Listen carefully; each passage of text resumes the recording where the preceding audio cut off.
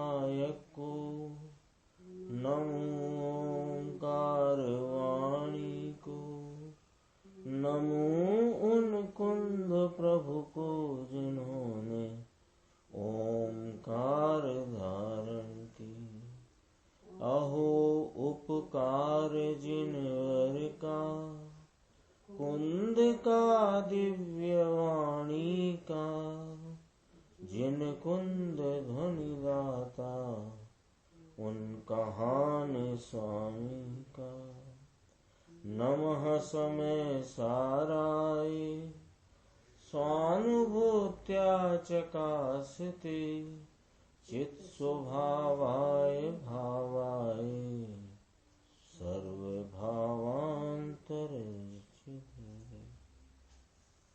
श्री समय सार जी परमागम ग्रंथ है। इसके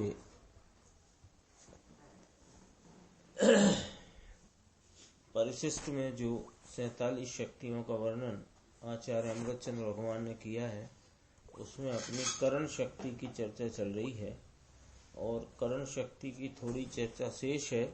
इसके उपरांत संप्रदान शक्ति की चर्चा अपन प्रारंभ करेंगे। पेज नंबर 450 है, कल जहां अपना चल रही थी उसके बाद। अनंत शक्ति संपन्न धर्मी ऐसा जो आत्मा वही धर्म का साधन है।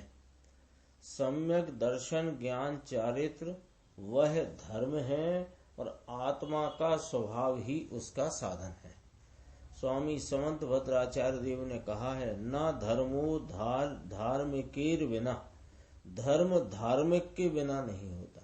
धार्मिक नाम धर्मी, परमार्थतः धर्म को धारण करने वाला ऐसा जो आत्मा धर्मी, उसके बिना सम्यक दर्शन आदि धर्म नहीं होता। अनंत गुणों को धारण करने वाला ऐसा आत्मा वह धर्मी है और उसी के आधार से धर्म है। आत्मा स्वयं साधक होकर अपने धर्म को साधता है, इसलिए आत्मा साधु है। अथवा आत्मा के गुण अपनी अपनी निर्मल पर्यायों का जतन नाम रक्षा करते हैं, इसलिए यति है। और पुनश्च और कहते हैं कि सम्यक दर्शन ज्ञान चारित्र आदि निज रिद्धि सहित होने से वह ऋषि है। इस प्रकार आत्मा स्वभाव से सर्व साधन संपन्न है।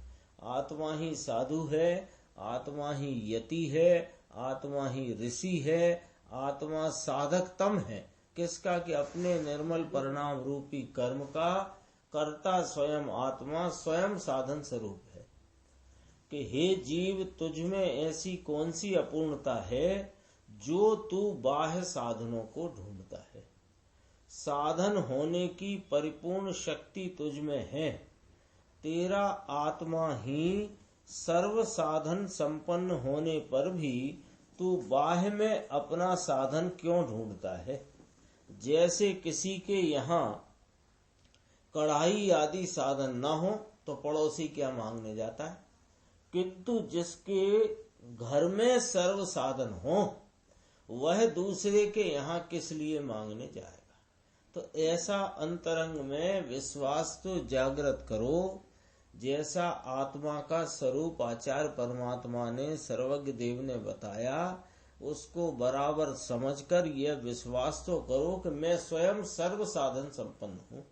जब यह विश्वास होगा तो बाह्य निमित्तों में कोई साधन पना है अथवा वहां से मेरे कार्य की सिद्धि होगी, यह बात फिर नहीं रह जाती। उसी प्रकार चैतन्य स्वभाव स्वयं सर्व साधन संपन्न है, उसमें ऐसी कोई अपूर्णता नहीं है कि उसे दूसरों से साधन मांगना पड़े। ये चर्चा के उपरांत प्रश्न आया।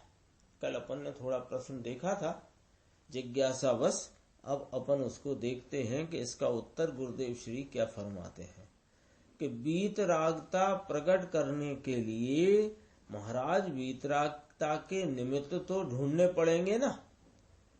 क्यों? कि आगम में शास्त्रों में उपदेश में आता है कि सच्चे देव गुरु शास्त्र के निमित्त में ही इस जीव को अनादि मिथ्यात्व ज्ञान टलकर सम्यक्त स्वरूप आनंद अपने मोक्ष मार्ग की प्राप्ति हो सकती है। बिना निमित्तों के नहीं होती। ऐसा कथन निमित्त का ज्ञान कराने के लिए है कि जिस जीव ने अनादि अज्ञान को टालकर अपनी परिणति में सम्यक्त की सुरभि जागृत करी है, अथवा जिसके आत्मज्ञान उदित हुआ है, मोक्ष मार्ग प्रकट हुआ है, उसके बाह्य में निमित्त कौन थे, कौन होते हैं, इतना ये ज्ञान कराया है। तो कहते हैं कि वीतरागता के निमित्त कौन, कि वीतरागता के निमित्त वीतरागी देव शास्त्र गुरु, वे ही वीतरागता के निमित्त हैं। तो अब तू निमित्त जुटाने हटाने में लग गया। तो कहते हैं कि उसका प्रश्नकार ही कहते हैं कि पूर्व काल में अन्य जीवों के लिए जो वीतरागता के निमित्त हुए, उन निमित्तों को तो हम प्राप्त कर लें, तभी वीतरागता होगी। फला जीव ने भगवान के समूह शरण में सहायक संकेत प्राप्त किया, तो हमको भगवान का समूह शरण तो मिले पहले। तो भाई तेरे समूह शरण मिले तो निमित्त तो तब कहलाए कि जब तेरी परिणति में आत्मज्ञान उदित हुए। यूं तो समूह शरण में अनेक बार गया, अनेक क्या अनंत बार गया, क्योंकि जीव तो अनादि का है, अनंत काल से यह भव भ्रमण में चला आया है।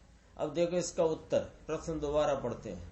वीतरागता प्रकट करने के लिए वीतरागता के निमित्त तो ढूंढना पड़ेंगे ना, क्योंकि पूर्व काल में अन्य जीवों के लिए जो वीतरागता के निमित्त हुए हैं, उन निमित्तों को हम प्राप्त कर ले, तभी तो वीतरागता होगी। ऐसा जिसका प्रश्न है अथवा जैसी मान्यता किसी की ऐसी है, उसका उत्तर आता है, अरे भाई ऐसा नहीं है। ऐसा मानना, कैसा मानना कि निमित्त मिलेंगे तो मेरा कार्य होएगा, यह तो निमित्ताधीन दृष्टि है। निमित्ताधीन दृष्टि छोड़कर अपने स्वभाव साधन को ढूंढ। जहां तू स्वभाव साधन कर लेगा, वहां तुझे निमित्तों को नहीं ढूंढना पड़ेगा। यानी मेरा स्वभाव, मैं स्वयं ऐसा वस्तु तत्व हूँ जिसके निर्मल कार्य का कर्ता भी मैं और साधक तम यानी उत्कृष्ट साधन करण वह भी मैं ही हूँ। ऐसा जो अंतरंग में निर्धार करके अपने स्वरूप का आलम्बन लेगा, तो बाह्य में उस प्रकार के निमित्त होंगे ही। अन्य निमित्त हो ऐसा बनाव बनता नहीं है। तो तुझे बनाव नहीं बनाने हैं, तुझे तो स्वरूप का अवलंबन लेना है। क्यों? क्योंकि मेरे निर्मल कार्य की उत्पत्ति का साधकतम भाव मैं स्वयं हूँ। तो साधकतम मैं हूँ, उत्कृष्ट साधन मैं हूँ। बाह्य में देव गुरु शास्त्र उनका उपदेश वह निमित्त होने पर भी वह साधन नहीं, निमित्त तो है। निमित्त भी कब हुआ कि यहाँ साधन का आलम्बन लेकर के साधक भाव की प्राप्ति हुई, तो उनको निमित्त कहने में आया। अरे स्वभाव में साधन शक्ति की यानी करण शक्ति की ऐसी अपूर्णता नहीं है कि अन्य साधन प्राप्त करना पड़े। ये भी बात स्पष्ट कर देते हैं कि ये जो साधक तम करण रूप साधन रूप मेरा स्वयं आत्म स्वभाव ही है, ये त्रिकाल है और परिपूर्ण है। ये दो बातें भी स्पष्ट होनी चाहिए। किसी को लगे कि अभी नहीं है साधन, जब निमित्त मिलेंगे तो इसमें साधन जगेगा, ऐसा नहीं। निमित्त बाह्य में हो अथवा ना हो, हाँ, यहाँ तो साधन भाव तो त्रिकाल पड़ा हुआ है और वह त्रिकाल रहा हुआ साधन परिपूर्ण रीति रहा है। कि ऐसा नहीं है कि कोई मिलान किसी का मिलाव जुड़ाव बने तो इसमें साधन में पूर्णता आएगी, ऐसा भी नहीं। दोनों बातें स्पष्ट करते हैं। त्रिकाल विद्यमान है और परिपूर्ण रीति से विद्यमान है, और यह अपने कार्य का कर्ता भी मैं और साधन भी मैं ही हूँ। अब उसने जो प्रश्न का दूसरा भाग था, पहला भाग क्या था कि वीतरागता प्रकट करने के लिए वीतरागता के निमित्त तो ढूंढने पड़ेंगे ना। तो कहते हैं इस प्रकार की मान्यता तो निमित्ताधीन दृष्टि की परिचायक है। वास्तव में तो तुम तुम्हारे वीतराग स्वभाव का आलम्बन लो तो परिणति में वीतरागता प्रकट होगी और बाह्य में वैसे निमित्त होंगे। इतना जवाब तो हो गया। दूसरा प्रश्न उसी का प्रश्न में ही दूसरा भाग कि पूर्व काल में अन्य जीवों के लिए जो वीतरागता के निमित्त हुए हैं उन निमित्तों को हम प्राप्त तो कर लें तभी तो वीतरागता होगी। उसका जवाब चौथी लाइन देखो, अन्य जीवों को जो वीतरागता के निमित्त हुए उन पदार्थों को मैं प्राप्त कर लूं तो उनके निमित्त से मुझे वीतरागता होए, यह दृष्टि ही विपरीत है, क्योंकि उसे स्वभाव की ओर तो ढलना नहीं है, अभी तो उसे निमित्त प्राप्त करना है। हाँ, इसको निमित्त से कार्य होता नहीं, कार्य तो अपने स्वयं की योग्यता से होता है, अपने 6 कारकों से होता है, अपने साधन से होता है। इसमें अपने ऊपर बहुत बड़ी एक तरह से लांछन कहो कि जिम्मेदारी कहो, दोनों तरह से कार्य करना है तो जिम्मेदारी सौंप दी। और यदि तुम बैठे बैठे यही कहते रहो कि इस प्रकार के निमित्त तो मिले फिर हमारा कार्य हो, यह बात जैसे मोक्षमा प्रकाशक में भी आती, तो से सब प्रकार के निमित्त अवसर आ गया है, निमित्त मिल गए हैं, ये तो तुझे वहां उत्साह बढ़ा करके स्वरूप का अवलंबन लेने की प्रेरणा दी जाती है। निमित्तों को तो ये इसको क्या लगता है कि पंडित जी ने लिखा है सर्व अवसर आ गया है, तो सर्व अवसर में अभी थोड़ी मेरे क्या कसर पड़ रही है कि मैं अभी आधे घंटे ही मंदिर में दे पाता हूँ, अभी जब मैं 2 घंटे देने लगूंगा तो सर्व अवसर वाली बात बैठेगी। ये तेरा अभी हिसाब कहाँ जा रहा है कि तेरी दृष्टि विपरीत है, तू स्वभाव की ओर ढलना नहीं चाहता, स्वभाव की तेरे मुख्यता नहीं, स्वभाव की तेरे को महिमा नहीं, स्वभाव की ऊर्ध्वता नहीं, और निमित्त को जुटाने की तेरी जो अंतरंग में दृष्टि की विपरीतता है कि ये निमित्त जुटाऊंगा तो मेरा कार्य होगा। आता है ना ये जो लब्धियों का प्रकरण आता है ना, उसमें बहुत सावधानी से समझने की जरूरत है हम सबको ही। लब्धि का प्रकरण जो आगम में आया है, जैसे उसमें यह बताना है कि जिस जीव ने जिस क्षण अपने वर्तते उपयोग को अपने स्वरूप के सन्मुख किया है और अपने त्रिकाली विद्यमान हाजरा हुजूर विद्यमान पदार्थ का आश्रय लिया, तो उसके पहले यह कार्य में 5 लब्धि पूर्वक हुआ, ऐसा कथन उस कार्य की उत्पत्ति की विवक्षा करने में आता है। और इसको क्या लग गया कि 5 लब्धि हो जाए तो कार्य हो जाएगा, अथवा 5 समवाय होए तो कार्य होगा। अरे कार्य तो अपनी योग्यता से वो द्रव्य स्वयं उस कार्य भाव से परिणमता है और उसका साधक तम भी वह स्वयं ही है, ऐसा बराबर निर्णय करो।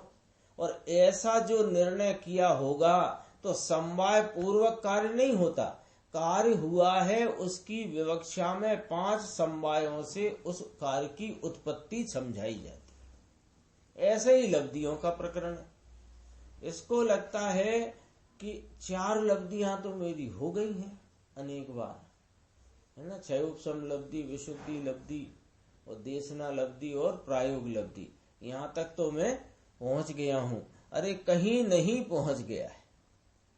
वो क्षयोपशम को भी हम क्षयोपशम कहते नहीं, जिस क्षयोपशम यानी उस ज्ञान की जिस प्रगटता में यह आत्मा विषय नहीं बना, वो क्षयोपशम भी क्षयोपशम कहलाता नहीं।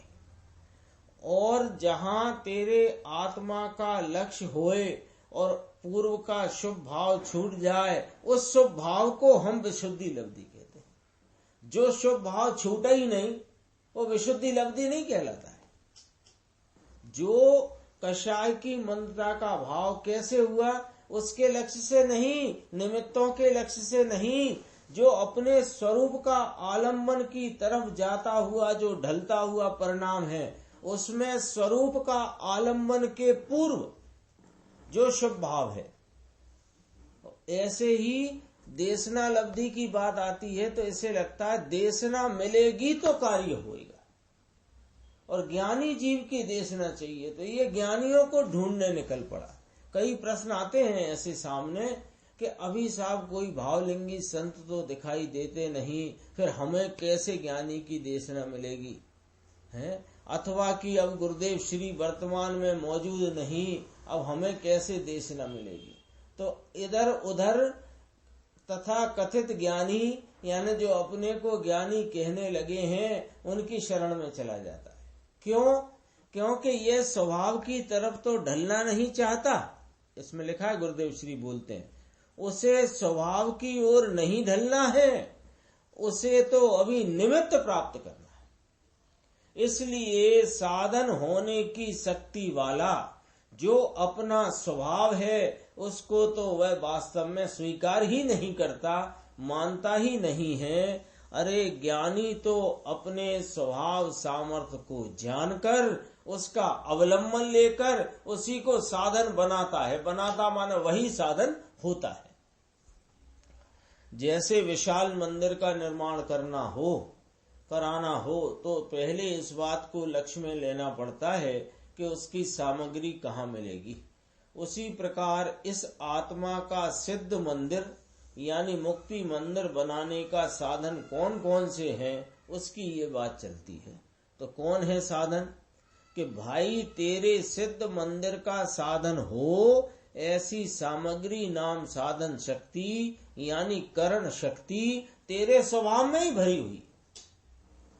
उसी साधन का उपयोग करके अर्थात उपयोग को स्वभाव उन्मुख करके अपने सिद्ध मंदिर को तैयार कर अपनी सिद्धि को साधने के लिए अपना स्वभाव रूप यह एक ही साधन बस है।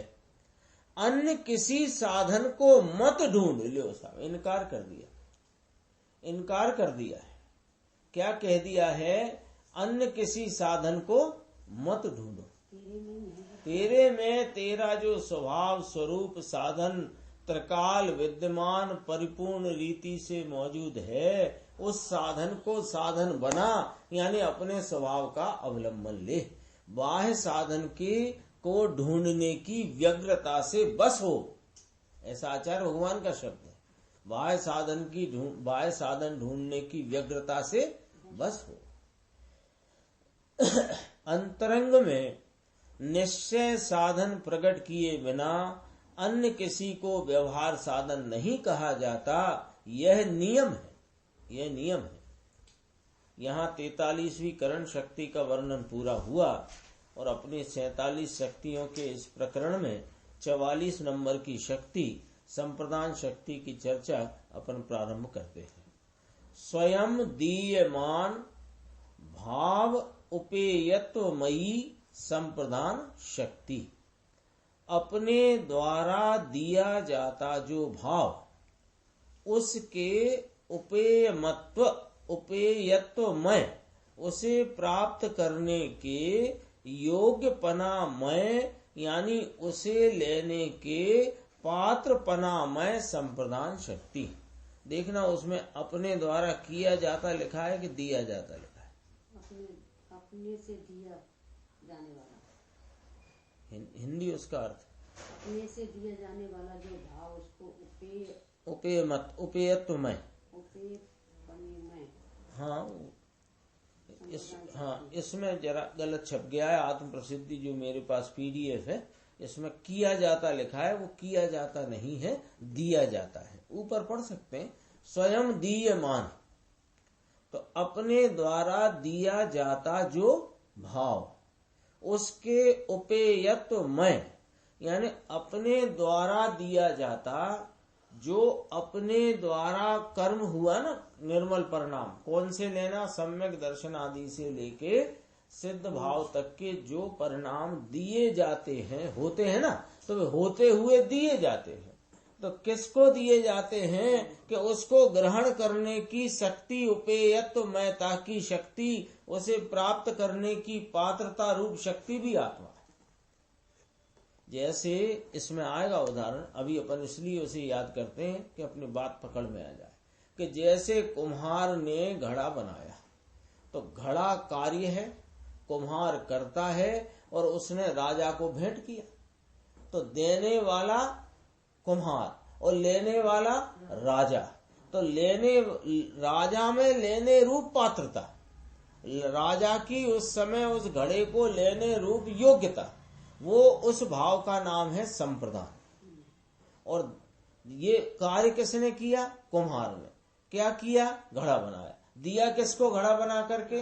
राजा को। तो राजा संप्रदान है। ये तो अपन को भेद कारकों से अपन समझते हैं बात। ऐसे यह आत्मा का जो निर्मल सम्यक दर्शनादि रूप कार्य है, ये कार्य का कर्ता कौन? कि आत्मा। इस आत्मा ने इस किए हुए कार्य को दिया, कार्य किया तो दिया किसको दिया? कि उसको लेने रूपता की शक्ति भी आत्मा में है। वह संप्रदान अपने आत्मा को ही करता है। इसमें नीचे जो बोल्ड अक्षर हैं, इसको अपन अभी प्रवचन में आएंगे तब पढ़ लेंगे। एक पैराग्राफ है ना बोल्ड वाला, इसी में आएगा अंदर, उस उधर पढ़ लेंगे अपन इसको। अपन सीधे नीचे यहां से प्रारंभ करते हैं। कर्ता, कर्म और करण शक्ति का वर्णन किया। अब आत्मा की संप्रदान शक्ति बतलाते हैं कि अपने से दिया जाने वाला जो भाव, उसके उपेयपने में संप्रदान शक्ति आत्मा में है। आत्मा को ज्ञान स्वरूप कहकर उसकी पहचान कराई है, तथापि उसमें अनंत शक्तियां हैं, उनका यह वर्णन चल रहा है। ये परिशिष्ट में बात आई थी कि आप ज्ञान मात्र आत्मा कहते हो, तो उसमें मात्र शब्द लगा करके क्या अन्य गुण उसमें नहीं है? कि नहीं, वहां मात्र शब्द लगा करके वहां जो उपजता हुआ राग है वह आत्मा नहीं है। ज्ञान मात्र आत्मा कह करके हमने राग से न्यारा आत्मा बताया है, कहा है, समझाया है। लेकिन अकेला ज्ञान ही उसमें है ऐसा नहीं कहना चाहते। एक ज्ञान के जो ज्ञप्ति रूप क्रिया है, यानी उपयोग की वर्तती अवस्था है, उसमें स्वरूप का आलम्बन लेते ही अनंत शक्तियां उछलती हैं, प्रकट वेदन में आती हैं। तो अनंत शक्तियां हैं, उनका यह वर्णन चल रहा है। आत्मा का ऐसा स्वभाव है कि अपने भाव को स्वयं ही झेलता है। झेलता है माने प्राप्त करता है। निर्मल भाव प्रकट करके स्वयं अपने को ही देता है। द्रव्य स्वभाव में से दिए जाने वाले केवल ज्ञानादि निर्मल भाव को झेलकर प्राप्त करके अपने में ही रखने की आत्मा की शक्ति है। इस शक्ति का नाम संप्रदान शक्ति है।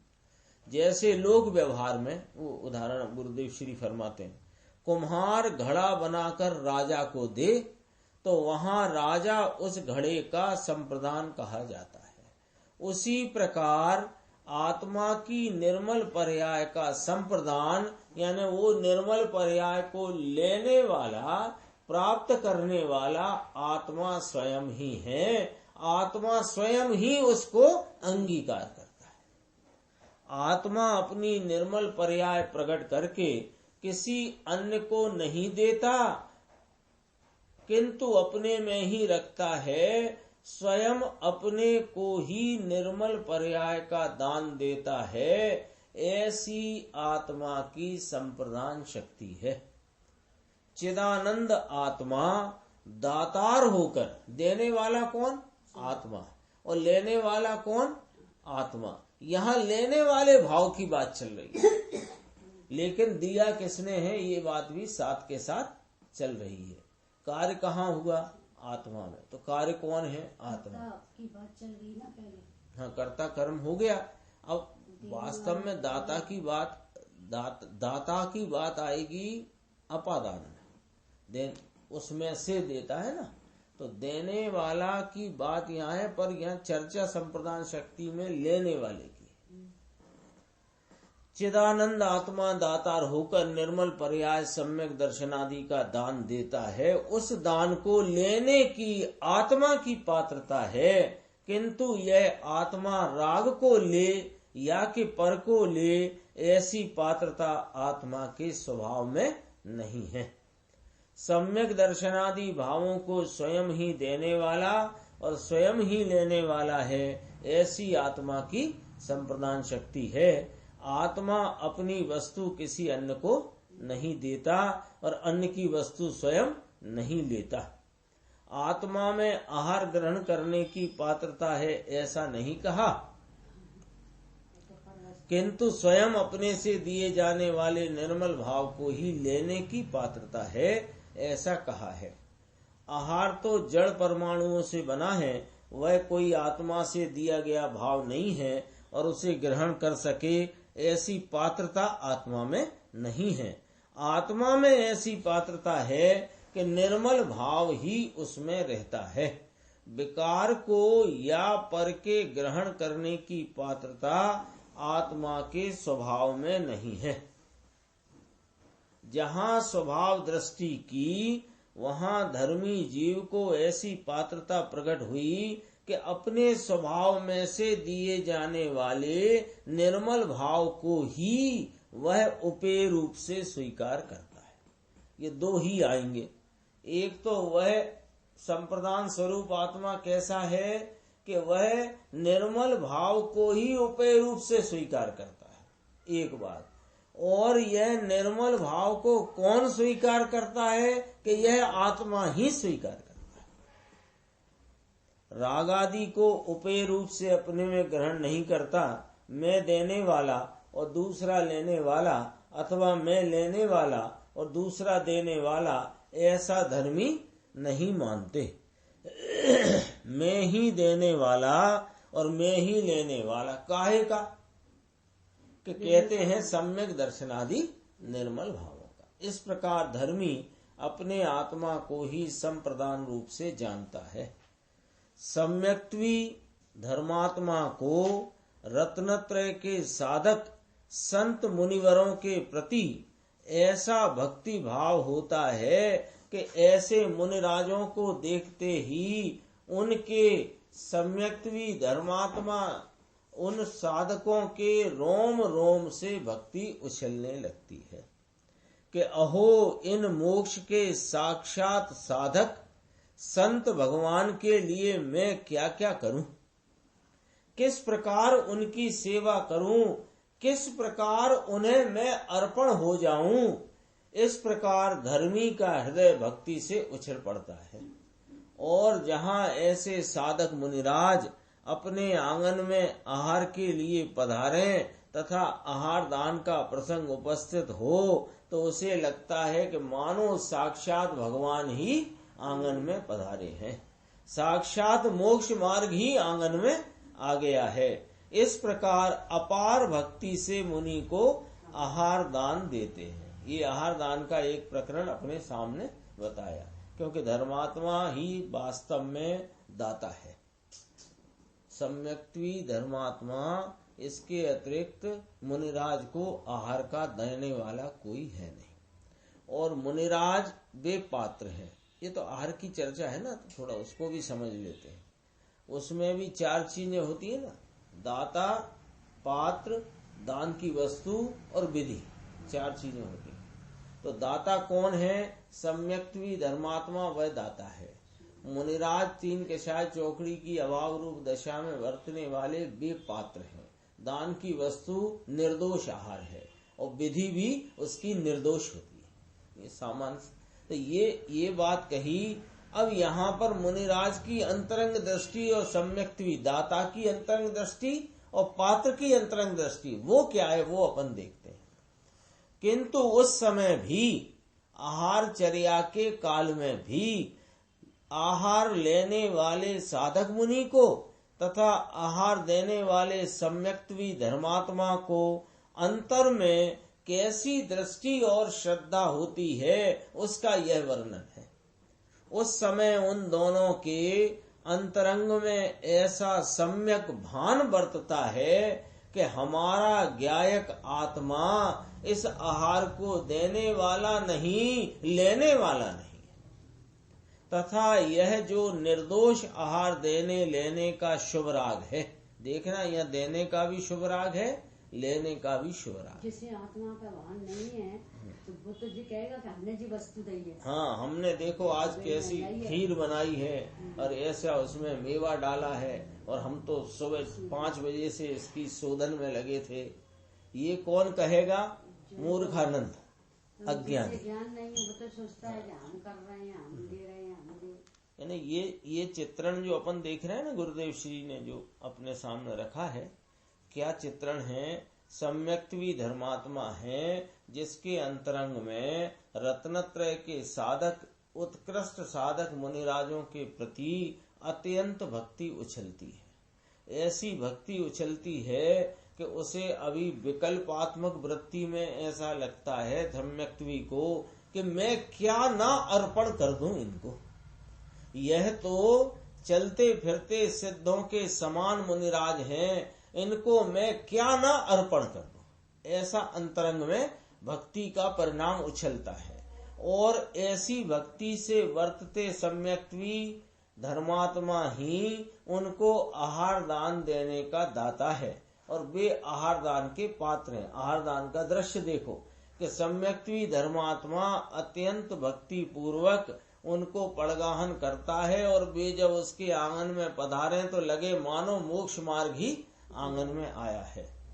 तो यहाँ पर इस पूरे प्रकरण में आहार वो दे रहा है अत्यंत भक्ति रूप विकल्प के साथ, और मुनिराज भी अत्यंत निर्दोष वृत्ति से, सावधान वृत्ति से आहार को ग्रहण कर रहे हैं। तो वहां पर दाता और पात्र दोनों हैं, दान की वस्तु है और निर्दोष विधि है। लेकिन इस काल में देने वाले दाता की और लेने वाले पात्र की अंतरंग श्रद्धा और दृष्टि का क्या स्वरूप है, वो यहाँ कहते हैं कि इस आहार को देने वाला यह हमारा ज्ञायक आत्मा ना तो इस आहार को देने वाला है और न लेने वाला है। और यहाँ पर जो निर्दोष आहार देने का और निर्दोष आहार लेने का जो शुभ राग है, उसका भी दाता या कि पात्र यानी लेने वाला हमारा ज्ञायक आत्मा नहीं। ना तो ये जड़ आहार को मैं देने वाला, न इस जड़ आहार को वे मुनिराज लेने वाले। और उस समय जो मेरी परिणति में भक्ति का जो शुभ विकल्प है और मुनिराज के निर्दोष वृत्ति से आहार लेने का जो विकल्प है शुभ राग, वो शुभ राग को भी मैं न देने वाला और न लेने वाला। हमारा ज्ञायक आत्मा तो सम्यक दर्शन ज्ञान चारित्र रूप निर्मल भावों का ही देने वाला है और उसी के हम पात्र हैं। इस प्रकार हमारा आत्मा ही हमारा दाता और आत्मा ही संप्रदान है। ऐसी अंतर्दृष्टि कौन को? दोनों को वर्तती है, आहार देने वाले को भी और आहार लेने वाले को। बाहर में तो ऐसे ही लग रहा है ना, आहार देता हुआ और आहार लेते हुए। उसी की सच्ची महिमा है। ऐसी अंतर्दृष्टि के बिना मात्र शुभ राग से आहार दान दे अथवा के ले, उसकी मोक्ष मार्ग में कोई गिनती नहीं है, जीरो। महात्मा मुनि और धर्मात्मा सम्यक्त्वी दोनों प्रतिक्षण, देख ले प्रतिक्षण का अर्थ क्या? हर क्षण। हर क्षण का अर्थ क्या? कि इधर तो आहार देने रूप विकल्प और लेने रूप विकल्प और आहार देने की क्रिया और आहार लेने की क्रिया, और उसी समय अंतर्दृष्टि क्या चल रही कि अंतर्दृष्टि द्वारा अपने स्वभाव में से निर्मल पर्याय का दान देते हैं और स्वयं ही पात्र होकर के उसे लेते हैं। ऐसा दान यह मोक्ष का कारण है। ऐसा दान वह धर्म है। कौन सा दान? अपने निर्मल परिणाम को दीयमान ऐसे भाव को ग्रहण करने रूप जो भाव है वही धर्म है। आत्मा पर का या विकार का देने लेने वाला है, ऐसा जो मानता है वह जीव मिथ्या दृष्टि है। और ऐसा मिथ्या दृष्टि जीव तो व्यवहार में भी कुपात्र माना जाता है। कौन? दोबारा, पर का या विकार का देने लेने वाला जो बनता है, मानता है मैं ऐसा निर्दोष आहार बनाता हूँ और मुनिराजों को वो आहार देता हूँ, ऐसे मेरे कषाय की मंदता के बहुत विशुद्ध परिणाम चलते हैं, ऐसा मैं राग का स्वामी बनता है, वह कौन है? कुपात्र है।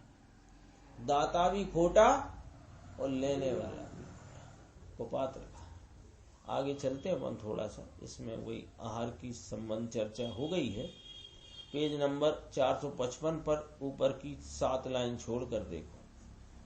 अज्ञानी क्षण क्षण में यानी पर्याय पर्याय में अपने स्वभाव को भूलकर मिथ्यात्व भाव से विकार को ही प्राप्त करता है, जबकि धर्मात्मा ज्ञानी तो अपने स्वभाव को पहचान कर उसमें से क्षण क्षण यानी पर्याय पर्याय में निर्मल भाव को ही लेता है, ग्रहण करता है। निर्मल पर्याय को देने की तथा उसी को लेने की आत्मा की संप्रदान शक्ति है। पर वस्तु का कुछ भी लेने या पर को कुछ भी देने की शक्ति आत्मा के द्रव गुण पर्याय में नहीं है, तथा राग का देने वाला या कि राग का लेने वाला भी आत्मा का स्वभाव नहीं है। दोनों बातों का निषेध चलता है। पर पदार्थ जड़ पदार्थों को देने लेने वाला नहीं और विकार राग देश के परिणाम को भी लेने देने वाला आत्मा का स्वभाव ही नहीं। आत्मा तो अपने निर्मल रूप परिणाम रूप भाव को देता है और निर्मल परिणाम रूप भाव को लेता है। पर्याय में क्षणिक राग आदि होते हैं जब तक पूर्णता है, साधक को भी उसकी पर्याय में क्षणिक एक एक क्षणवर्ती रागादि भाव होते हैं। उन्हीं को ग्रहण करने वाला यदि अपने को माने तो उसने अपने संप्रदान स्वभाव को नहीं जाना। भाई तेरा स्वभाव परिणमित होकर तुझे केवल ज्ञान प्रदान करे और तू उसे ले, ऐसे संप्रदान की शक्ति वाला तेरा आत्मा। केवल ज्ञान कहाँ से आएगा? अपने ही स्वभाव का परिपूर्ण परिणमन होकर के ज्ञान भाव के केवल ज्ञान रूप कार्य को करने वाला आत्मा, कार्य आत्मा, देने वाला और लेने वाला भी आत्मा है। तो ऐसे संप्रदान की शक्ति वाला तेरा आत्मा है। अज्ञानी ने अपने आत्मा को ऐसा माना है कि मानो वह राग का ही पात्र हो। ऐसा कैसे कहते हो आप?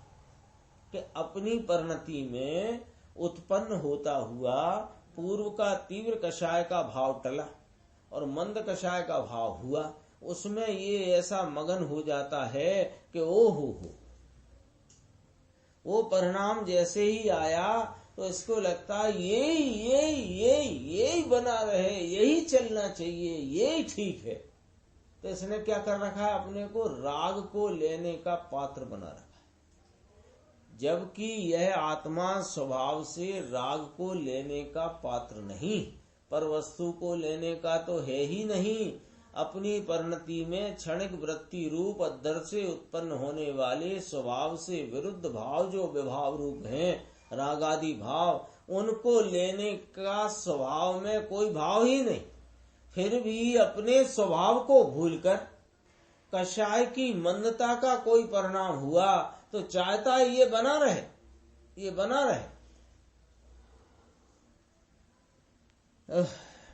राग का ही पात्र हो, ऐसा माना है। उसे समझाते हैं कि अरे भगवान, तेरे आत्मा में तो ऐसी शक्ति है कि राग को तोड़कर तू स्वयं केवल ज्ञान का पात्र होए, उसे पहचान, उस शक्ति को पहचान। नीचे उदाहरण है, बहुत अच्छा है। जैसे किसी निर्धन मनुष्य को बड़ा भारी राज्य मिलने का प्रसंग आ जाए और उस समय वह कहे कि अरे हम तो गरीब आदमी हैं, हम में राज्य लेने या राजा बनने की पात्रता कहाँ से हो सकती है, तो वह कौन कहलाएगा? पुण्यहीन। पुण्यहीन कहलाए, जगत की बात है, लोक की। लोक में कोई भिखारी से जाके कहा कि राजा साहब ने मरते हुए अपना सारा राजपाट तुम्हें सौंप दिया और उनकी मृत्यु हो गई है, और उनके कथन अनुसार, उनकी वसीयत या जो भी लिखावट के अनुसार आज से तुम इस नगर के राजा हो। वो कह रहे नहीं साहब, हम तो गरीब आदमी, हमारे का राजा वाजा बनने की औकात है। तो ये पुण्यहीनता है, ये लौकिक से समझना उदाहरण से। और जो पुण्यवान है वह तो तुरंत ही स्वीकार करेगा, अच्छा हम राजा बनने के योग्य हैं, तभी तो हमारे पास आया ही ये राजा का फरमान। हम अपनी शक्ति से राज्य का संचालन करेंगे। उसी प्रकार यहाँ निर्धन यानी कि अज्ञानी जीव उसको आचार्य देव उसका चैतन्य राज प्राप्त होने की बात सुनाते हैं और कहते हैं, अरे जीव, तुझमें केवल ज्ञान पद का संप्रदान होने की, उसको प्राप्त करने की पात्रता की शक्ति तेरे में है, और ज्ञान साम्राज्य को प्राप्त करके उसे संभालने की तेरी शक्ति है। और वहां जब ऐसा कहें तो वो आचार्य देव फरमाएं तो ये कहे, अरे साहब, हम तो अज्ञानी जीव पाप में डूबे हुए हैं, हम में केवल ज्ञान लेने या परमात्मा होने की पात्रता कहाँ से हो सकती है? तो वह जीव पुरुषार्थहीन है। वहां पुण्यहीन कहा था ना, वहां तो लौकिक की बात थी। यहाँ तेरे को आचार्य परमात्मा कहते हैं, तू तो ऐसी शक्ति संपन्न वस्तु है कि केवल ज्ञान का साम्राज्य लेकर के तू उसको संभाले। तो कहता है, नहीं साहब, हम तो अज्ञानी जी, हम तो घोर पाप में पड़े हुए हैं, हमसे तो ये पाप में से निकलना ही नहीं हो पा रहा, हम कहाँ से ये साम्राज्य संभालेंगे? इसको क्या कहा? पुरुषार्थहीन। और जो पुरुषार्थवान है, जो आत्मा का उल्लासी है, वह तो इस बात को सुनकर तुरंत स्वीकार करता है कि अहो, हमारा आत्मा केवल ज्ञान के योग्य है और हमारी पर्याय में केवल ज्ञान साम्राज्य प्राप्त करने की शक्ति है, हम अपनी शक्ति से केवल ज्ञान लेंगे। इस प्रकार आत्म स्वभाव का विश्वास करके उसमें लीन होकर धर्मी अपने आत्मा को केवल ज्ञान आदि संप्रदान रूप से परिणमित करता है। समस्त जीवों में ऐसी शक्ति है, लेकिन जो उसे स्वीकार करता है उसका तद्रूप परिणमन होता है। ये लिखा है, देखो, सर्व जीव हैं सिद्ध सम, जे समझे ते थाय। जो समझे वो हो जाए। यह बात तो उस जीव की समझ में आ सकती है जिसे किसी भी प्रकार आत्मा का हित करना। गंभीर पैराग्राफ है, थोड़ा प्रेरणा रूप पैराग्राफ आया है गुरुदेव का, प्रेरणा रूप है, सुनना जरा शांति से। यह बात, क्या बात कि तू स्वयं सर्वज्ञत्व शक्ति स्वरूप है, तू स्वयं पवित्रता की खान है, तू ज्ञान आनंद का भंडार है। तेरे अपने स्वभाव के अवलंबन मात्र से ही तेरी परिणति में अतीन्द्रिय आनंद की कला खिल जाएगी और उसी की एकाग्रता से यह अतीन्द्रिय आनंद, ज्ञान, दर्शन, सुख, चारित्र की परिपूर्णता तेरी पर्याय में प्राप्त होगी।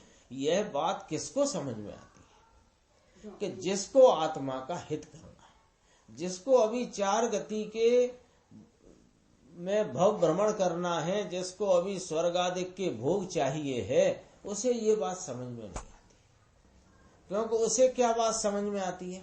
देखो भैया, इससे पाप होता है, इससे पुण्य होता है, इससे पाप होता है, इससे पुण्य होता है। तो ये सुन सुन करके इसी में वह बंटवारा किया करता है। क्या बंटवारा करता है कि किस में पाप होएगा और किस में पुण्य होएगा। तो मुझे पाप वृत्ति से बचना है, पुण्य वृत्ति में लगना है। लेकिन पाप पुण्य से न्यारा मेरा जो एक रूप स्वरूप है, उसकी जिसको बात कही जाए वो उसकी समझ में नहीं आती। किसकी समझ में आती है कि जिसे किसी भी प्रकार आत्मा का हित करना है, चाहे जितना उच्च प्रकार का भोजन हो, किंतु जिसे भूख ही न लगी हो उसे वह कैसे भाएगा। अरे जिसे भूख लगी हो उसी को भा सकता है, उसी प्रकार जिसे भव से थक कर आत्मा की भूख नहीं लगी है, उसे तो आत्मा के आनंद की अपूर्व बात सुनने में भी समझने में भी रसप्रद नहीं लगती। सोचना जरा, इसमें से क्या बात निकल करके आती है कि ऐसी उत्कृष्ट बात, अपनी अनंत शक्ति को जगाने वाली बात जब ज्ञानी धर्मात्मा आचार्य परमात्मा करते हैं तो तुझे रस पड़ता है कि नहीं पड़ता? तुझे रस नहीं पड़ता, इसका अर्थ ये है कि तुझे अभी भव के भोगों से थकान नहीं लगी। वर्तमान की प्रतिकूलताओं से भले तू हैरान हुआ हो, लेकिन अभी प्रतिकूलताएं दूर कर दी जाएं। एक जादू वाला कोई आया कि भाई तेरे क्या दुख है, कि मेरे साथ बड़ा दुख है, बड़ा परिवार है, आजीविका बहुत मद्दी है, खर्चा चलता नहीं है, घर में 2 आदमी बीमार पड़े हैं, अनेक अनेक प्रकार की प्रतिकूलताएं उसके सामने दिखाई दे रही। उन्हीं का चिंतन है उसके पास दिन भर, उन्हीं प्रतिकूलताओं का, इसका क्या होगा, इसका क्या होगा। अब उससे कहा कि हमारे पास 2 उपाय हैं।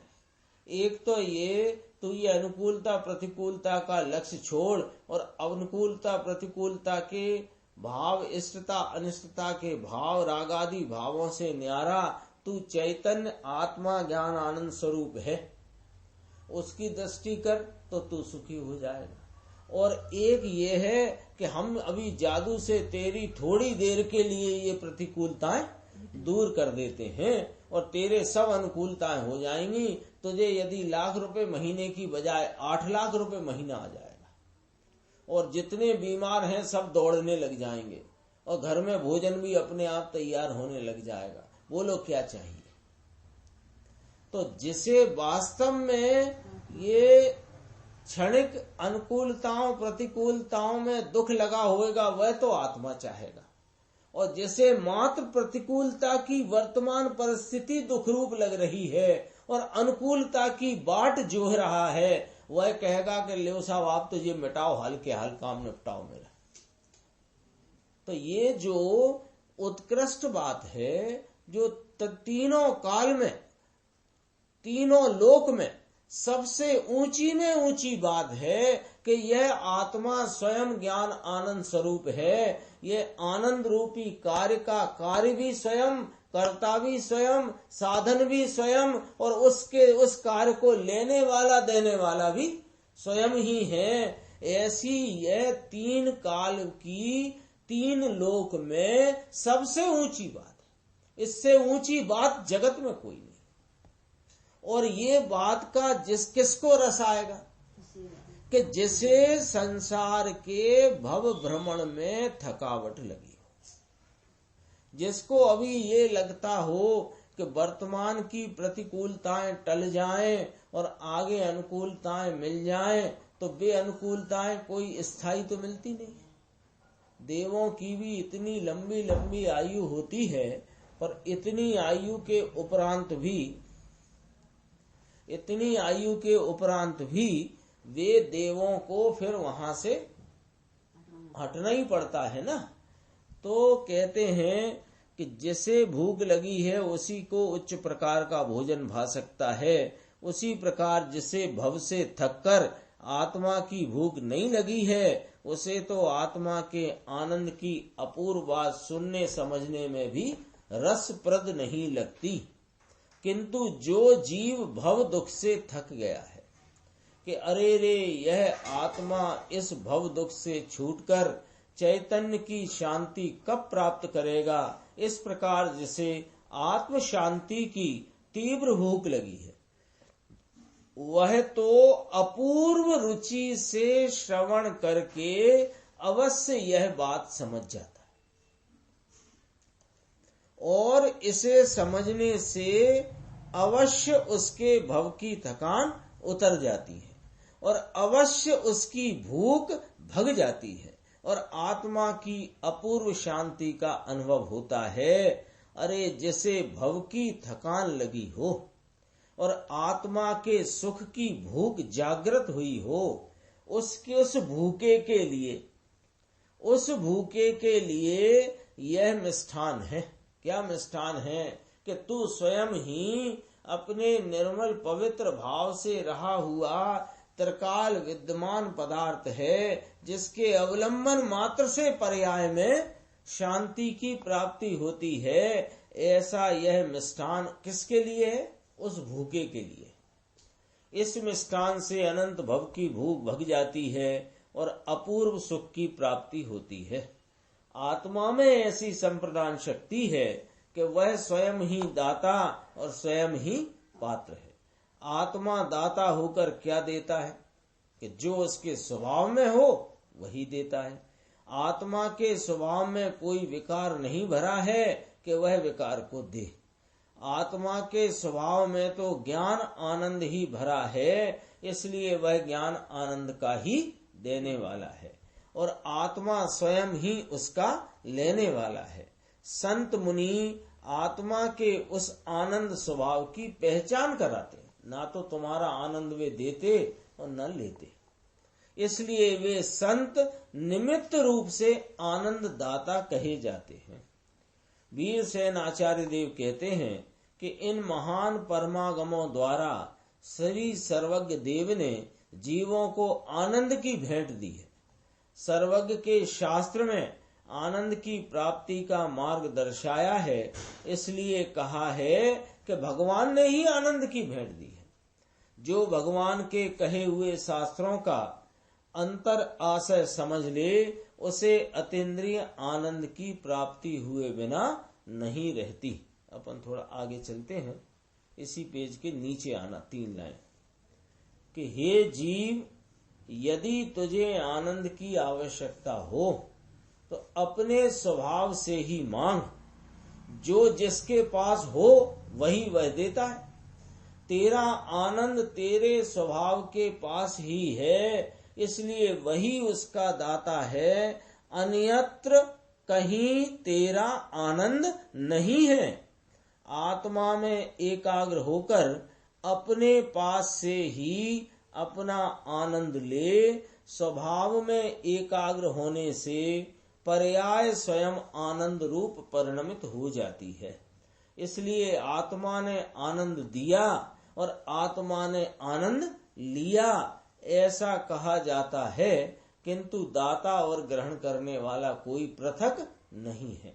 वही आत्मा उसी पर्याय में उस निर्मल भाव से परिणमित होता हुआ, वही भाव का साधन भी वही पर्याय, कार्य भी वही, कर्ता भी वही पर्याय, पर्याय की तरफ से बोलेंगे। एक समय का निर्मल परिणाम, कार्य भी वही, कर्ता भी वही, करण भी वही, देने वाला भी वही, लेने वाला भी वही, कोई पृथक नहीं है। और इसी पर्याय को आत्मा से अभेद करके देखा जाए तो कार्य भी आत्मा, कर्ता भी आत्मा, करण भी आत्मा, संप्रदान अपादान वो आगे आएगा अपादान, तो बस देने वाला लेने वाला भी आत्मा ही है, कोई पृथक नहीं है। आत्मा एक परम महिमावंत पदार्थ है। उसमें ज्ञान, दर्शन, सुख, वीर, आनंद आदि अनंत शक्तियां हैं। अपने से भिन्न पदार्थों का वह मात्र दृष्टा ही है और वे पदार्थ मात्र उसके दृश्य ही हैं। दृष्टा आत्मा उन दृश्य पदार्थों को मात्र देखने वाला है, किंतु उनका लेने वाला देने वाला नहीं है। जिस प्रकार आंखें बाह्य दृश्यों को मात्र देखने वाली हैं, उन्हें लेने वाली देने वाली नहीं है। अब दृष्टा स्वभाव में एकाग्रता द्वारा राग आदि की उत्पत्ति भी नहीं होती, इसलिए दृष्टा भगवान राग आदि का भी लेने वाला देने वाला नहीं है। दृष्टा स्वभाव में एकाग्रता से तो वीतरागी ज्ञान, दर्शन, आनंद की ही उत्पत्ति होती है। इसलिए दृष्टा भगवान ज्ञान दर्शन आनंद का ही देने वाला है और उसी का लेने वाला है। इतना रहस्य इस संप्रदान शक्ति में भरा है। अनंत शक्ति संपन्न एकाकार आत्मा में एक गुण का या कि एक पर्याय का भेद करके लक्ष्य में लेने से राग का विकल्प होता है और उसमें स्वरूप का दान नहीं मिलता। स्वरूप का दान लेने के लिए स्वरूप सन्मुख होना चाहिए। चिदानंद स्वभाव सन्मुख होकर लीन होने से स्वरूप के श्रद्धा ज्ञान आनंद आदि का दान मिलता है और उस दान का लेने वाला आत्मा ही है। आत्मा स्वयं ही उस स्वरूप हो जाता है, ऐसा आत्मा का स्वभाव है। इसमें आगे चर्चा अपनी अगली स्वाध्याय में चलेगी। निज निधि निज में बताई, यह अनंत उपकार है उसके लिए जिन वाणी माँ को वंदना शत बार।